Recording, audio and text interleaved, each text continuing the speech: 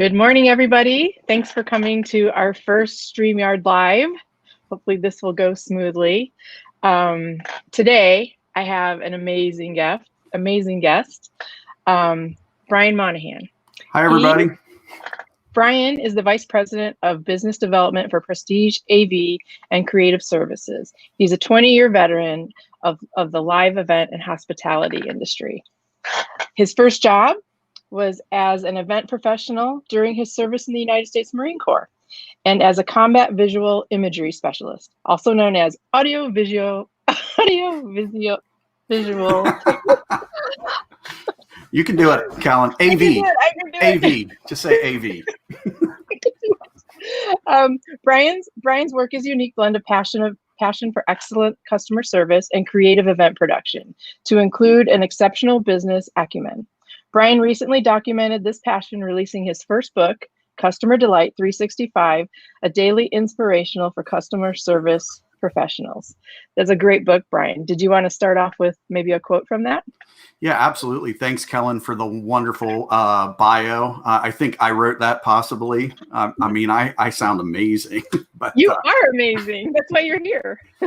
Well, here is my book. I know Kellen just opened it on her Facebook profile earlier today, and so it's very exciting. But basically, the way this book works is it's a daily inspirational for customer service professionals, and I want to actually give a little bit of background on that. If you're a customer service professional, business leader, event professional, possibly just a leader or a customer service representative, this book's for you. And so what I do is each day I have a passage that I pick out as it relates to customer service or making yourself a better person or just business related. And then I share a little passage about it. So I'm going to go to today's quote, and I posted that in the comments here, but it's from Stephen Covey, and it says here on August 25th, I'll show you how the book looks. It's very nice and easy to use here, but it says, to know and not to do is really not to know. That's a super deep quote. We'll have to dig. It's only one line long, but what I have to say about that is, I'm not going to be easy on you. As Covey is, consistently ask yourself the question, based on what I know up to this point in my life, what would be the best way to proceed? And the key is to then proceed. And I know that doesn't sound like a lot about delight, but the key to delight is actually doing the things that you say you're going to do and just doing them. And so that's what this book is about taking care of your customers and making that a priority in your business and life. And, Kellen, actually, love to have you back here if you're ready, but I'd love to talk about customers. And who are our customers anyway? Do you have any thoughts? Who are your customers? My customers, well, depending on which hat I'm wearing, but for the cards that wow, are people that want to make an impact with a note that they send, so that people remember it and, keep that card on the desk, or, are proud to send out these to their top clients. So. Yeah, actually, customer delight, as a principle, I would say the underpinnings of customer delight is totally your business, which is your cards that wow business. If you're going to do anything in business to be successful, I think that handwritten note is that, and that personal touch. And I know that you've really taken it up a notch with your customized cards, and that's definitely a great example of customer delight.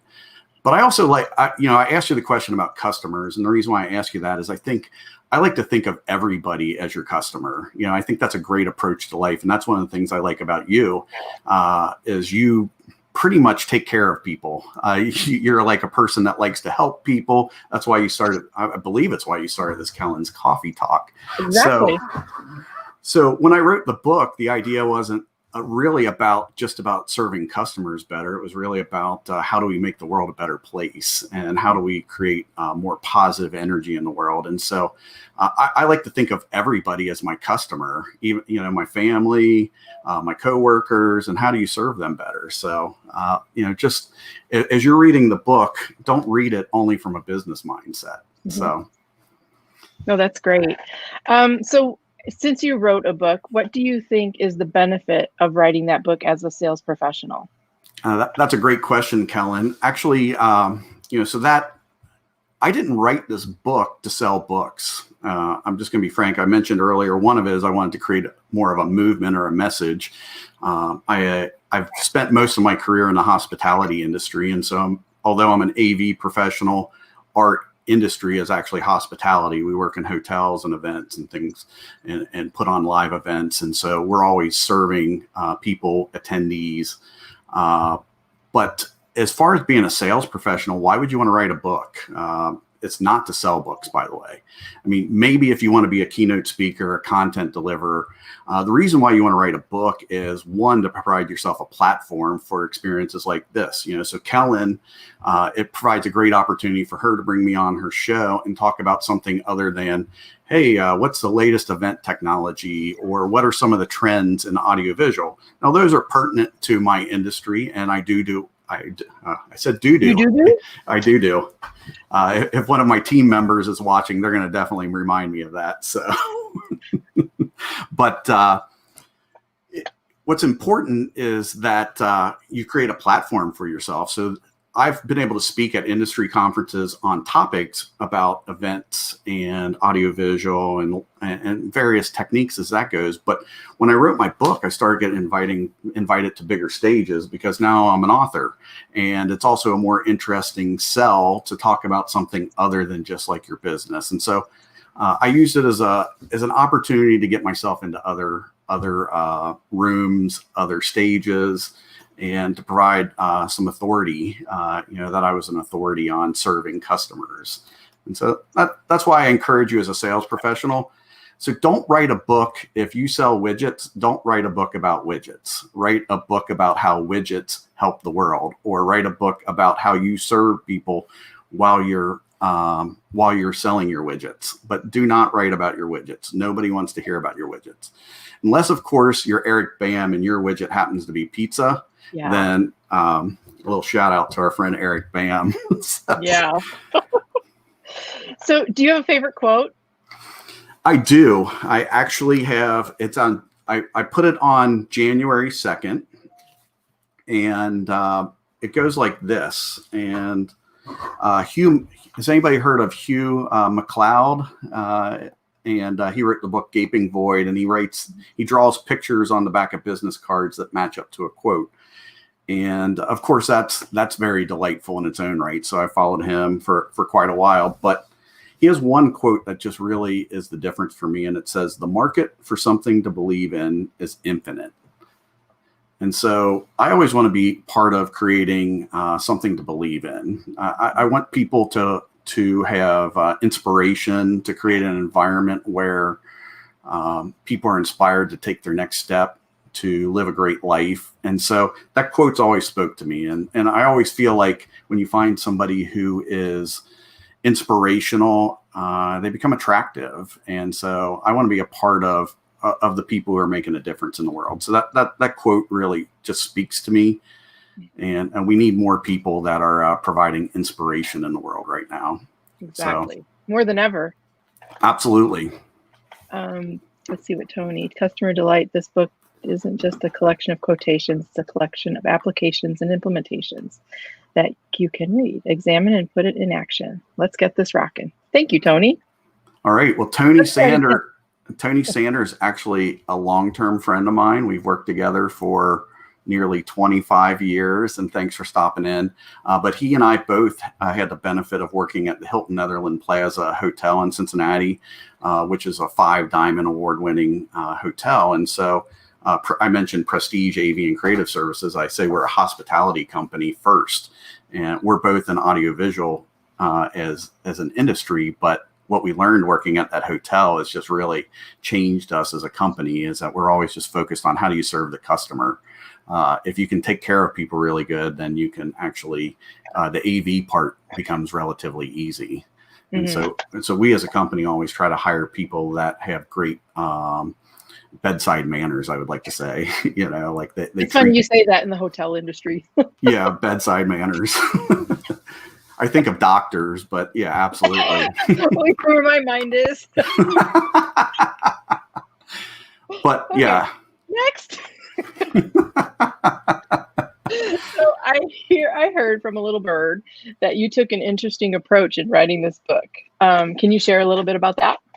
Yeah, actually, I started off like most people would. I started off writing it in a Word document, okay? And so I knew I was going to go ahead and write 365 quotes. And so I made a goal, I'm going to do 400 so I can pare it back down.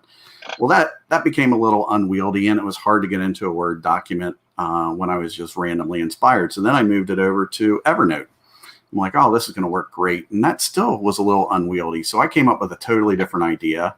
And so what I did is I actually created a Google survey for myself. And so I had 5 questions. I'd ask, what's my quote? Who's the name of the quote? And then the next thing was some links to where I found the quote. And then the next thing was my passage on it. And then the final thing was just some notes. Maybe I said I want to come back to it. And then I would just click submit. And then I'd have a fresh screen and I would write another entry into my survey. And I did that about 400 times. And what that did for me is, one, it's kind of like, how do you eat an elephant? Well, you do it one bite at a time. Well, how do you write a book? Write it one entry, one day at a time. So I was just doing these snippets, and I would go to the coffee shop after I dropped my daughter off at school. And I'd say, I'm going to knock out 5 of these today. I can do it in an hour. And I would just go fill out my survey. And then it just became a really manageable project. And so I just encourage you to think outside the box when you decide you want to bring a book into your life and be a part of your platform. Is you don't have to overcomplicate it. You don't have to be a literary. You don't need to go bury yourself out in the woods for 6 months to write your book. You can do it in a coffee shop when we're allowed to go back to them. You can do it in your living room, but do it in bite-sized chunks and get really clear about what you're trying to write. If it's going to be 20 chapters, we have a friend, Sean Litvak, who's got a book coming out soon. He decided I needed to do 5 more writing sessions to get his book done. And he got clear it was going to be 30 minutes, and he went out and did it. So I just encourage you guys to, as you work on writing projects, videos, I know this group's really big on video, is just really chunk it down and get committed to doing, this much work over a long period of time. And then that's the long answer for how I wrote my book, Kellen. So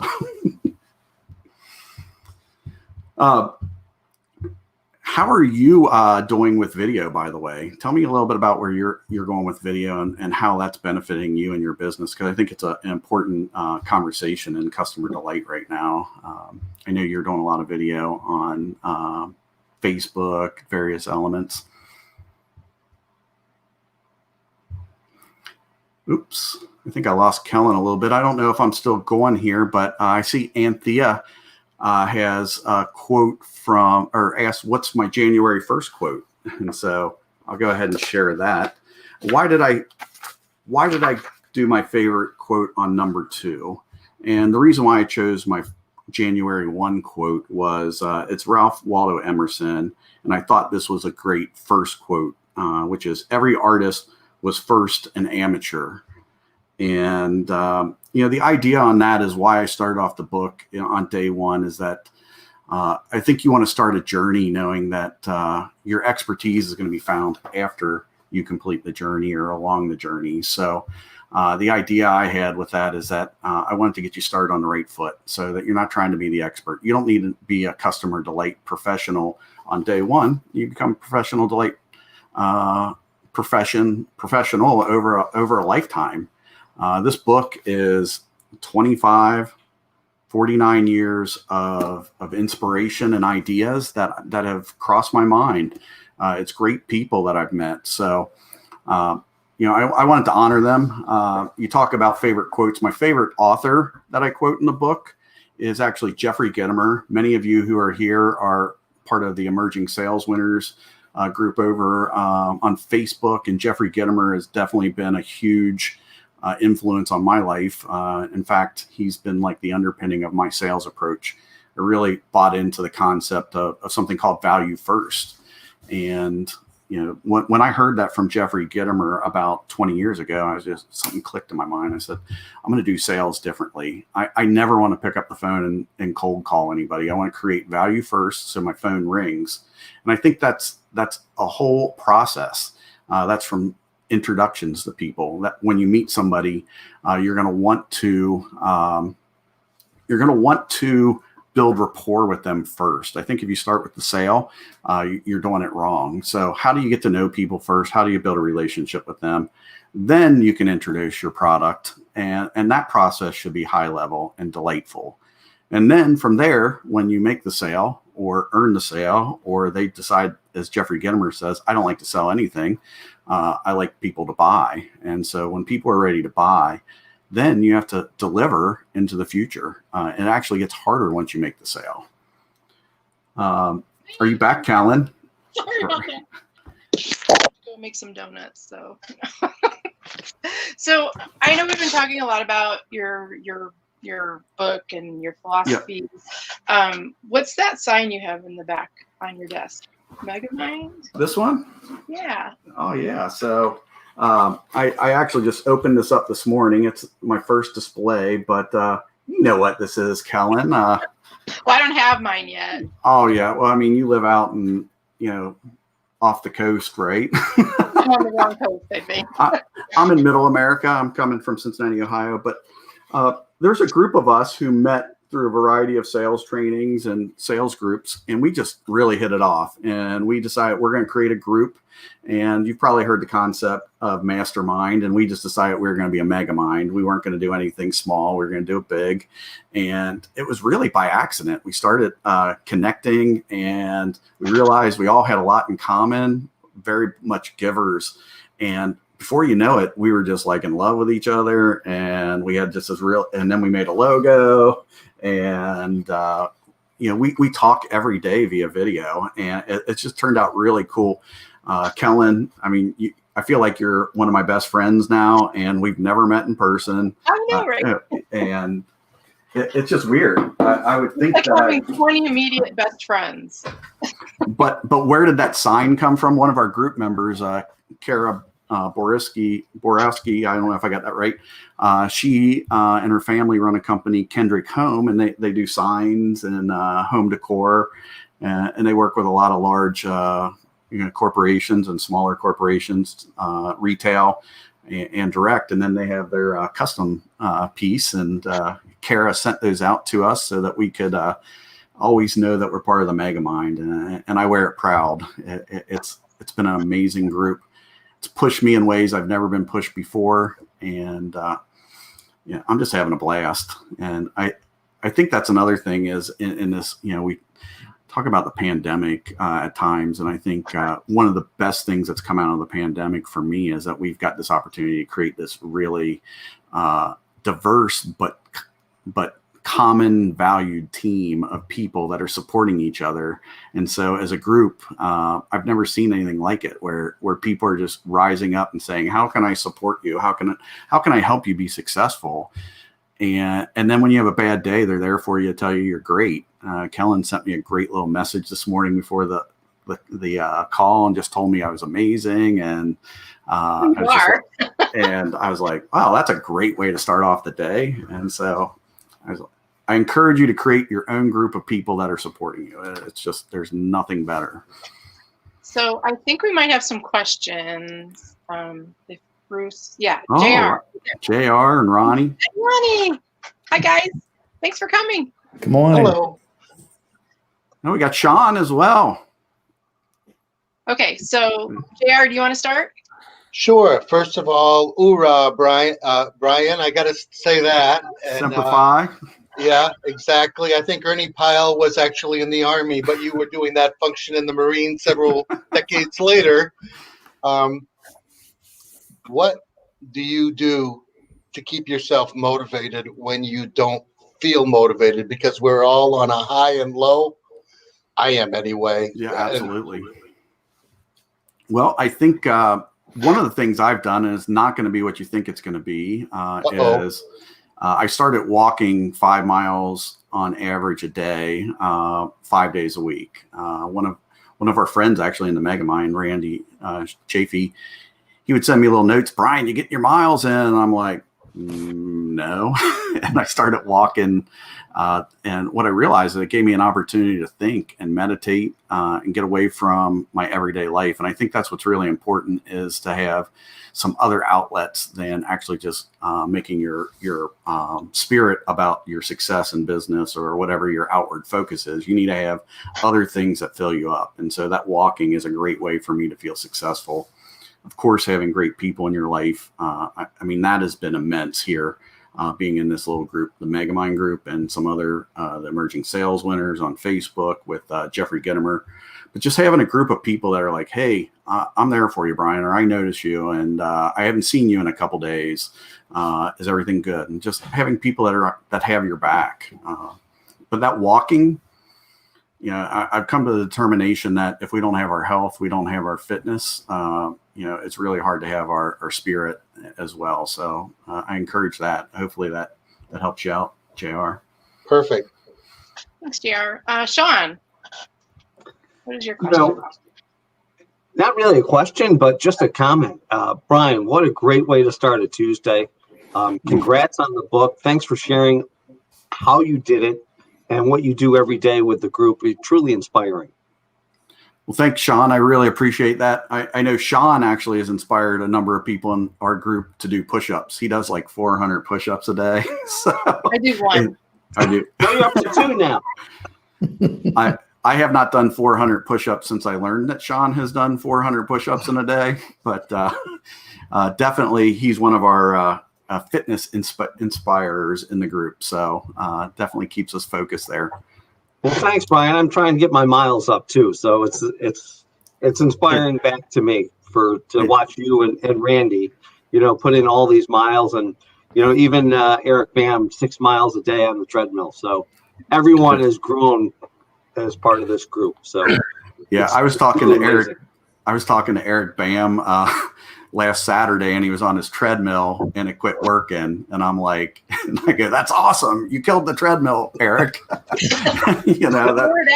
That's a win, right? You've been walking so many miles that you actually killed the treadmill. So, but no, I'm also a big fan of saying whatever works for you fitness wise, if it's riding a bike, running, lifting weights, find something that fills you up. It doesn't need to be walking. It's just that you have something. And I think it's an important part of the mix. I think Ron was next, possibly with 2 questions. I don't have a question, but I just want to congratulate you on your book and keep up the good work. And as far as fitness, I try and walk 4 to 5 times a week. It's not always easy, but it's a great time to kind of put your mind in a different place. And I find that there's a lot of great podcasts out there that you can listen to while you're walking. So the walk goes a lot faster than it would without it. Yeah, I think, that's what's really cool is all this great content that's coming out on the web, everywhere, Facebook, wherever. And definitely it's a great leverage. I listened to Alan Baris was on Ken Wall's show yesterday, and I didn't have an opportunity to watch it live. So I was out this morning and I was able to fit that in and follow some other podcasts. So that's a great idea, Ron. And Brian, can I ask you a question about that piece of copper behind your shoulder there? Sure, absolutely. My mom purchased this for me, but it represents the United States Marine Corps. Let me see if I can bring it up close enough, but it's a bulldog. In the Marine Corps, they call it a devil dog. For those who know the story of the Germans referred to the Marines as Teufelhunden, which meant devil dogs, and they were just scared of the Marines, and so that's a big theme, and that just that's my way of letting my Marine Corps brothers know I was in the Marines. So interesting enough, my mother used to do that kind of work with copper, and when my brother graduated from Paris Island, she made him a lamp with that image on it. Or I think she actually did the one with the eagle in front of the globe with the United States Marine Corps on it. So that's cool. Well, maybe she inspired. My mom knew somebody that did this, and I think it was a Christmas present or something a few years back.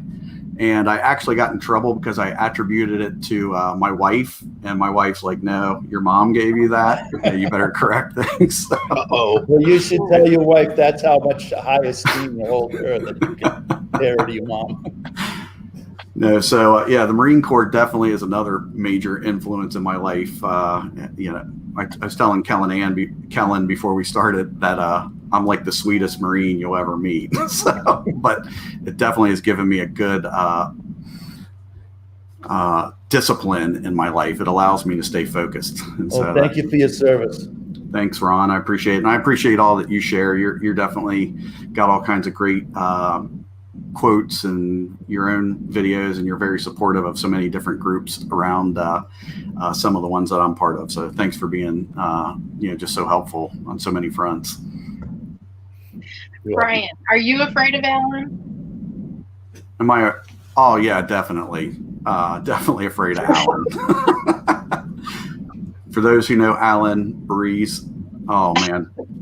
But Alan has 2 tips, okay, that I'm going to say, and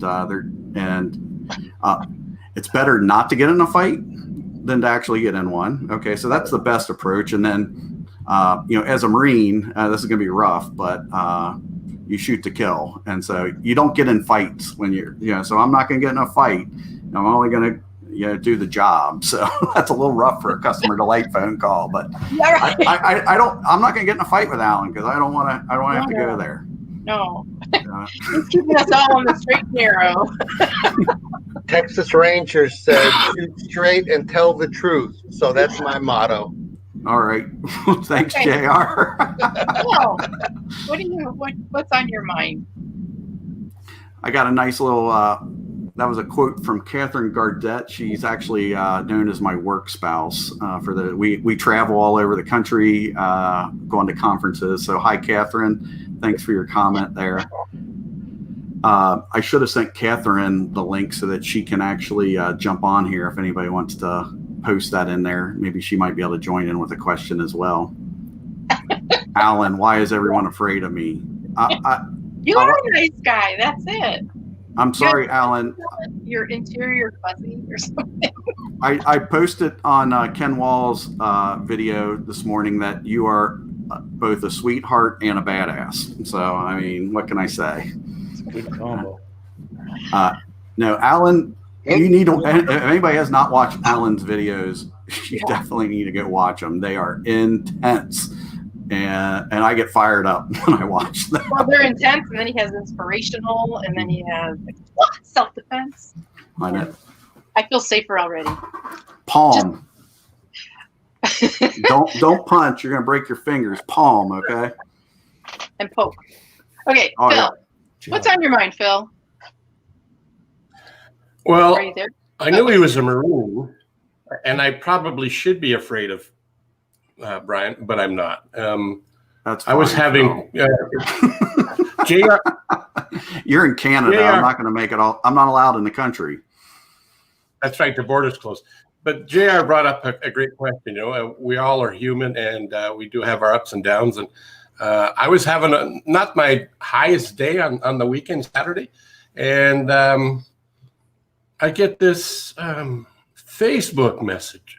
And it's Brian. And so we talked for, about an hour while he's walking, and found out we had some common interest and similar paths. And it inspired me for the rest of the weekend. So mega mind, mega Brian, mega awesome. Look what I have all the way in Canada. I have a copy of his book, and it's signed. So I just basically wanted to say that you're right. The Megamind group is brilliant. The Emerging Sales Winner group is brilliant, and Brian is one of the people that makes all of that brilliant. So kudos to you, my friend. Thanks, Phil.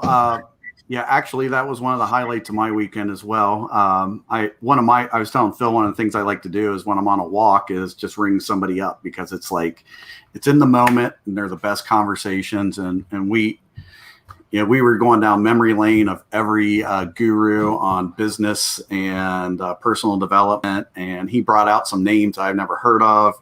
Phil has followed just the most, he knows the people who train the people we know. Like Phil's like, well, Bob Proctor was trained by, and I don't even remember his name, but Phil's studying Leland Vanderwall.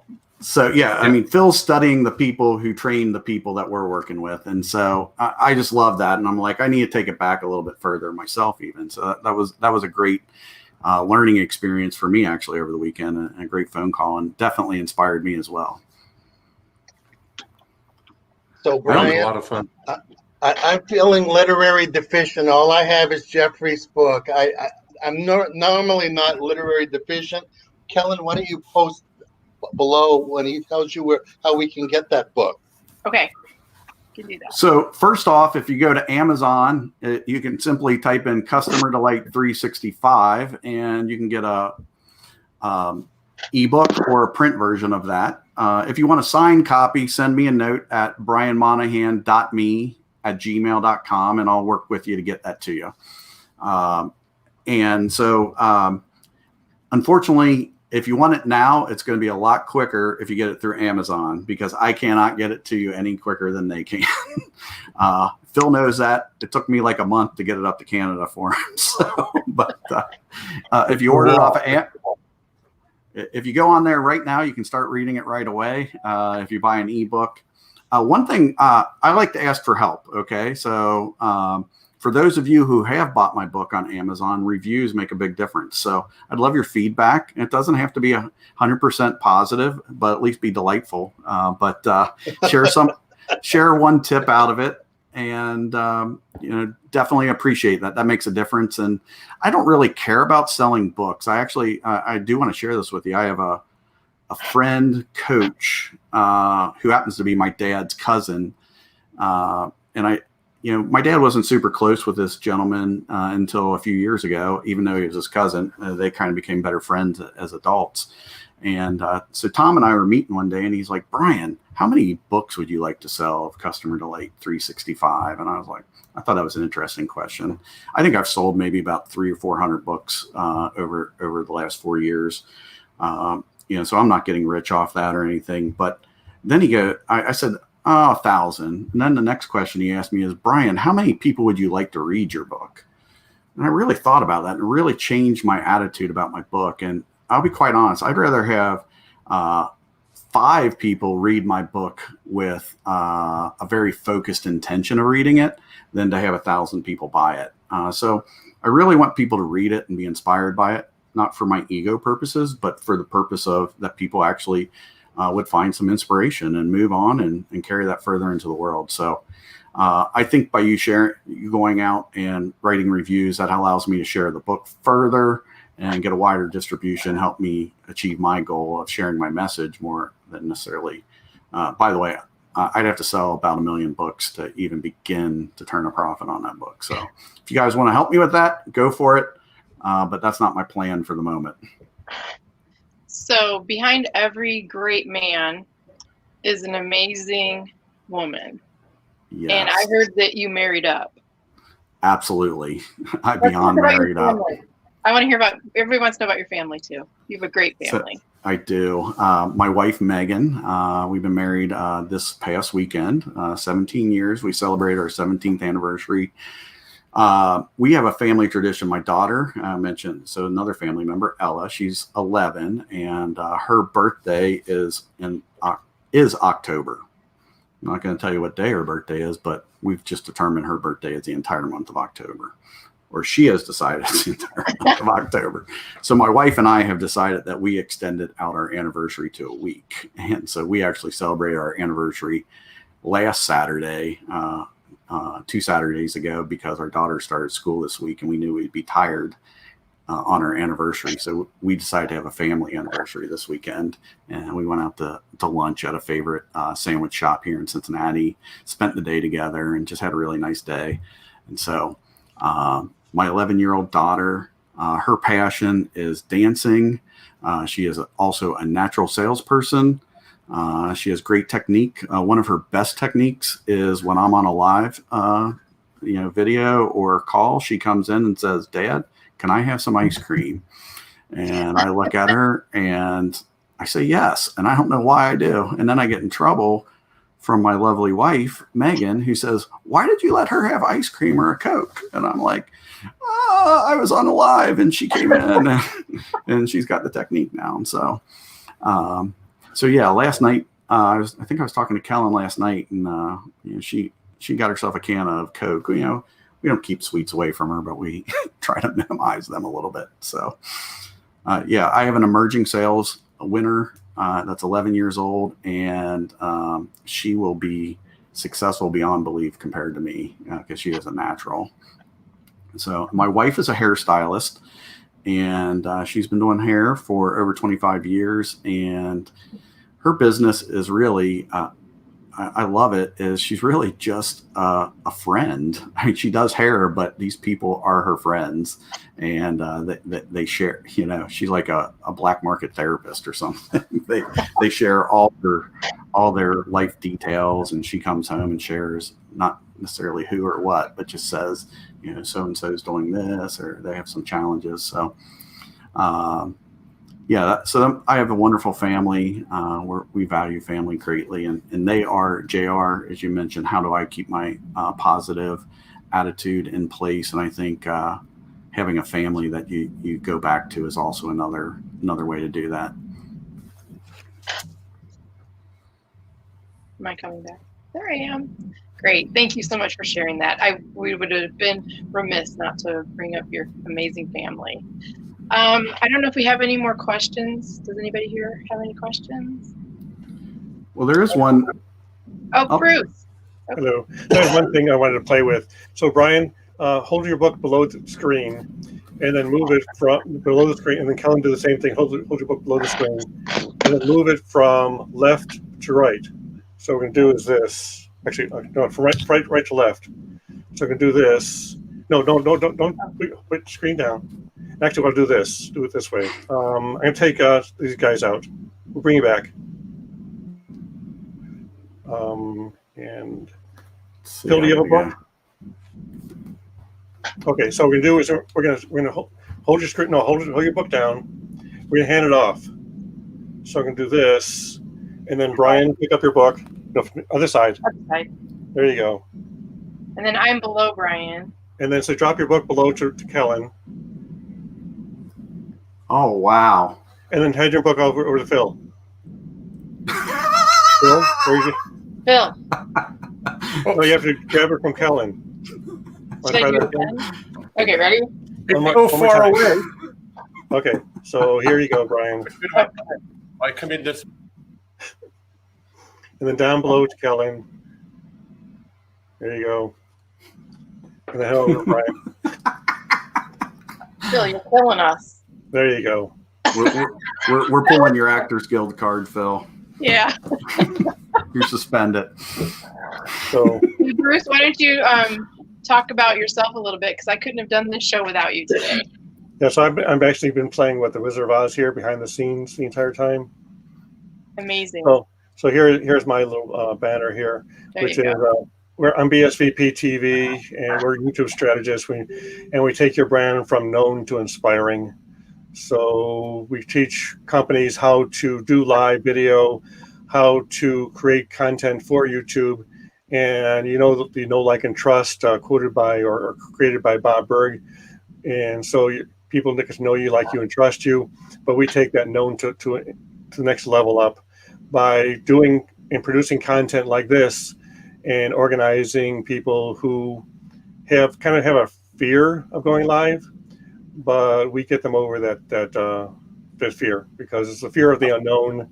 There was a DJ here in Chicago named Clark Weber who gave a great talk about the fear of unknown, and how he had worked with Elvis Presley and Barbra Streisand, and talked to them and how they got over their fear of the unknown. So again, going live can be difficult at times or in the beginning, but once you do it, let's say maybe 1,000 times, it gets really comfortable. Well, I'll tell you, this show wouldn't have been as successful today if it weren't for you, Bruce, because if I were in control, I may not have come back. Well, again, I think a lot of times is you have your host of the show who's doing one thing, and then you have the person behind the scenes doing the rest, all the technical stuff. The magic. And that way the host can host and the tech can do the tech. We do also train people on doing the host and tech at the same time. But again, I think sometimes you push the wrong button once in a while and all of a sudden things go wonky. Or you disappear. Yeah. Yeah, I think it's nice having somebody like Bruce in the mix. Being an AV professional myself, Bruce brings a very valuable option to the table, which is to have somebody in the background who can help you with it. I also love Bruce brings strategy to the mix. So I always, as an AV professional, I've recorded just gobs of video over the years, and I'm always asking my clients, what are you going to do with that video at the end? And they're like, I don't know, but go ahead and capture it. Well, Bruce actually solves that problem and says, here's what you need to do with that content, and this is what your strategy is. And the video is pretty useless if you record it and put it in an archive and never use it again. And Bruce really makes sure you get that out there. And another thing I like about Bruce is he's just a tinkerer.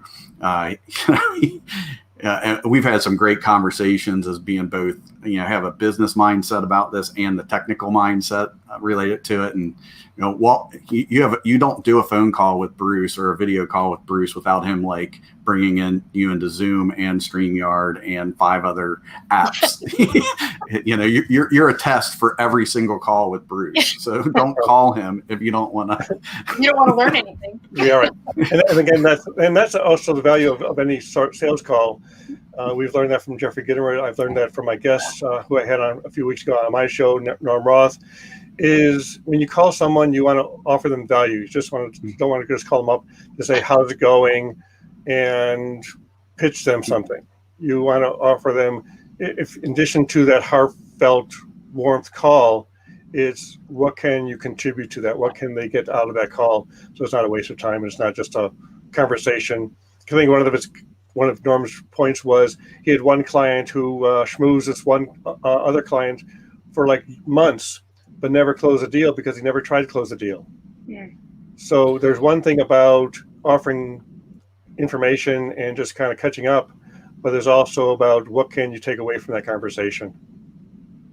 Perfect. Yeah, Bruce, you're an expert at just giving value first. I've known you probably about 3 months now, and you're always sending a tip or I saw this, and with everybody, it's really amazing. I think that definitely helps you stand out in the space as you're such a giver. And I know Kellen definitely appreciates having you here today. So here's our call to action. You can see it scrolling down there at the bottom. Is if you're on YouTube, please hit the subscribe button. If you're on Facebook, hit the follow button. Although actually, I think we are streaming to your page. So yes, it follows you on the page. Okay. Coolio. So I can recommend Bruce highly in helping produce your. If you want to go live with StreamYard, I would call him and use his services because he made this show what it is today. So thank you, Bruce. Okay, thank you. So get back to Brian. Yeah, so again, you got to make sure you're pointing in the right direction. It definitely gets pretty confusing on video.